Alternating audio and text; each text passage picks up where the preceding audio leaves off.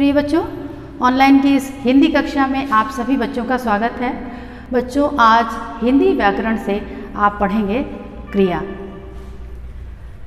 जिन शब्दों से किसी काम का करना या होना पाया जाता है उन्हें क्रिया कहते हैं। जैसे रीमा सुबह जब स्कूल बस में चढ़ी तो उसने देखा कि सभी बच्चे अपनी अपनी सीट पर बैठे हैं।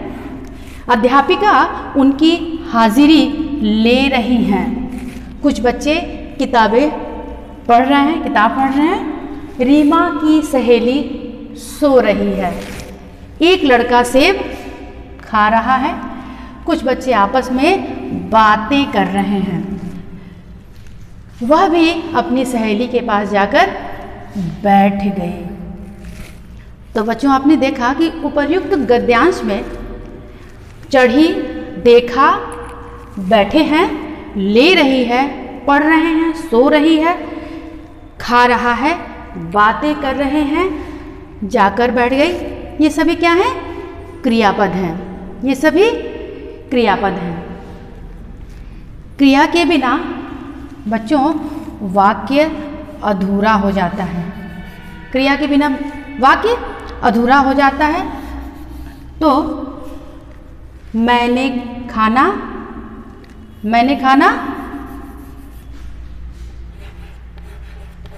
खा लिया। मैंने खाना खा लिया।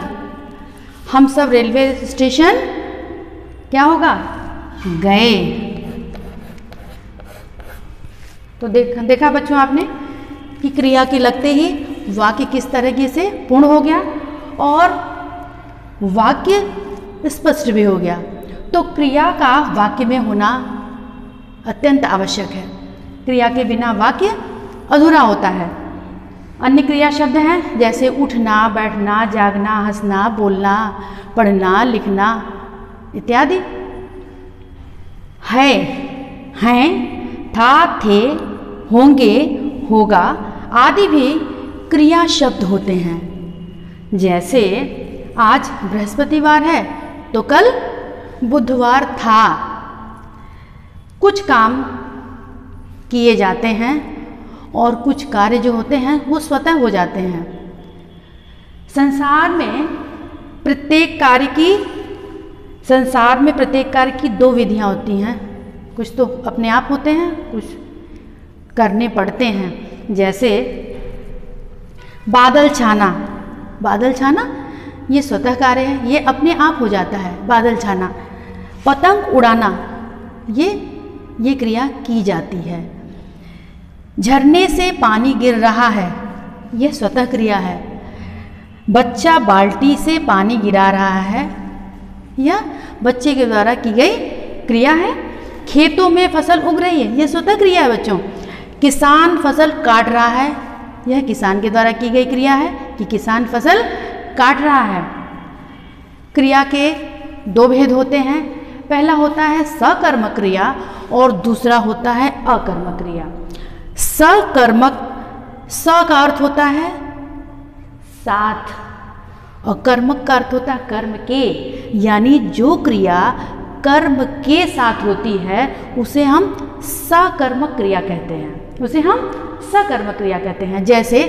जैसे नितिन गिटार बजा रहा है। अद्विक पतंग उड़ा रहा है। तो नितिन गिटार बजा रहा है। बजाने क्रिया का फल किस पर पड़ रहा है? गिटार पर पड़ रहा है। और उड़ाने का, पतंग उड़ाने की क्रिया का फल किस पर पड़ रहा है? पतंग पर पड़ रहा है। तो इसलिए बच्चों ये दोनों उदाहरण सकर्मक क्रिया के हो गए। काम करने वाले को कर्ता कहते हैं और कर्ता के काम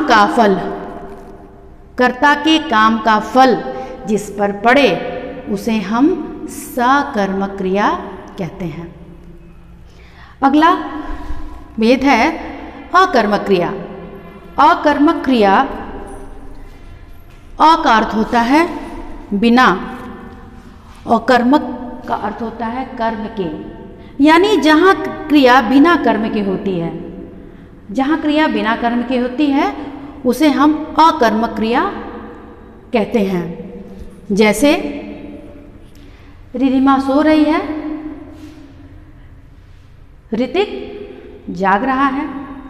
ये दोनों अकर्मक क्रिया के उदाहरण हैं। जहाँ क्या प्रश्न करने पर उत्तर न मिलकर कौन प्रश्न करने पर अगर उत्तर मिलता है, इसकी पहचान यही है, वहाँ अकर्मक क्रिया होती है, वहाँ अकर्मक क्रिया होती है।